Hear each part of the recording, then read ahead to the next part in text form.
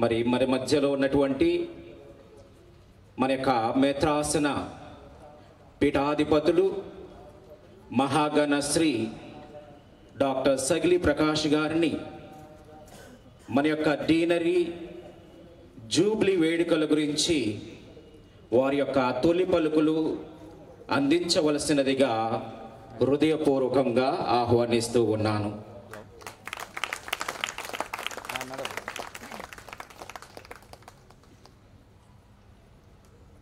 Deen father Anthony, deanery ఫాదర్లు, సిస్టర్లు, బ్రదర్లు, గృహస్థ క్రైస్తవులందరూ,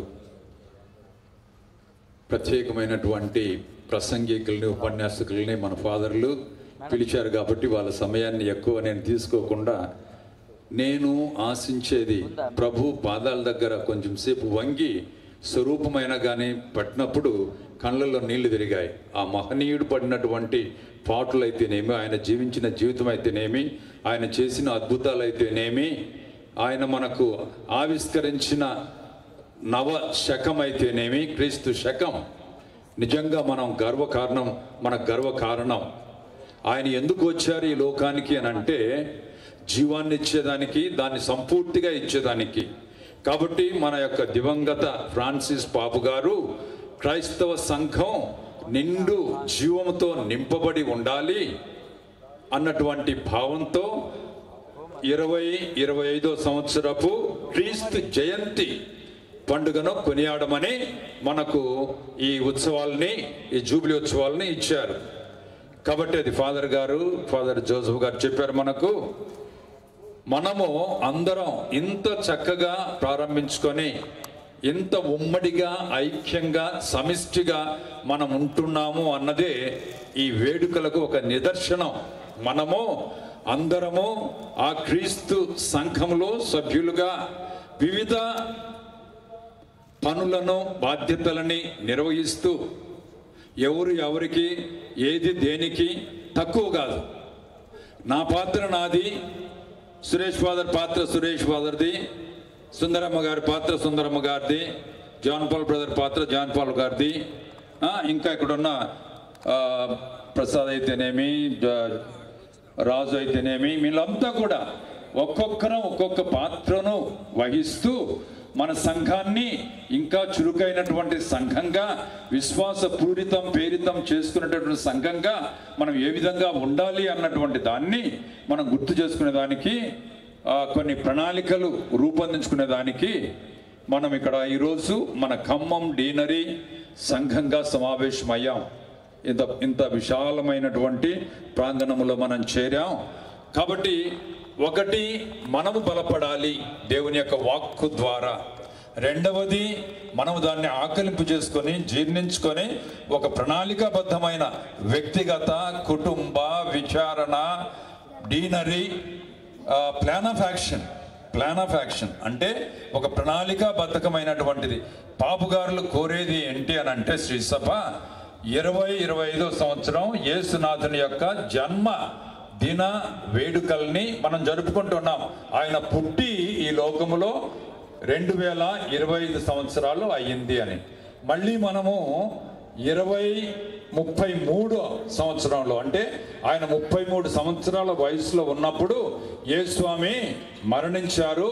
కాబట్టి ఈ మధ్యకాలానికి మనం ఒక నిర్దిష్టమైనటువంటి వ్యక్తిగత, కుటుంబ, విచారణ, తర్వాత డీనరీ, ఆ తర్వాత మేత్రాసన ప్రణాళికలు, అమ్మగారులు అయితే వాళ్ళ కాన్వెంట్కి సంబంధించినటువంటి ప్రణాళికలు తయారు చేసుకోవాలి.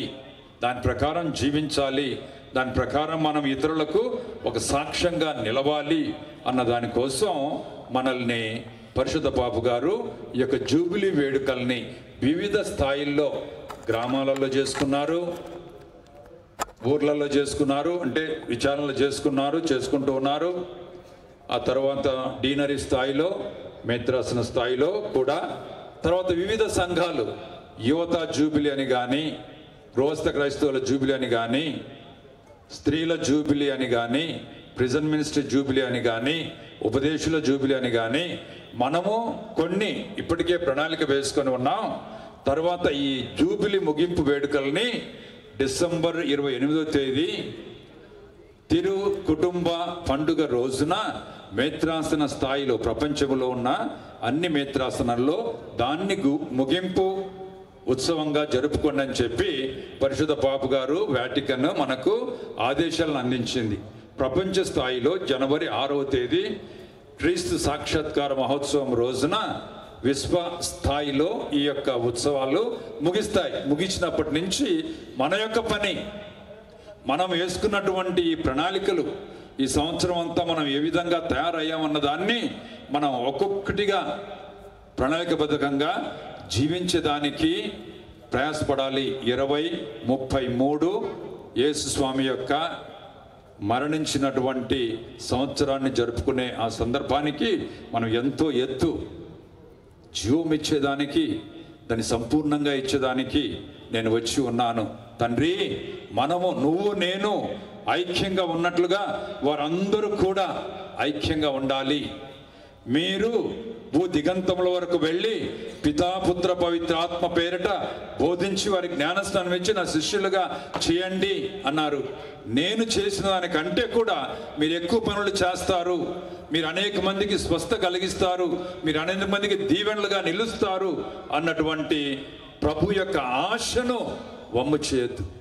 ప్రభు యొక్క ఆశను, ఆదేశాన్ని, సందేశాన్ని మనందరం కూడా అనుసరించడానికి, దాన్ని అమలు చేసేదానికి, దాని ద్వారా ఈ చుట్టూ ఉన్నటువంటి ప్రపంచాన్ని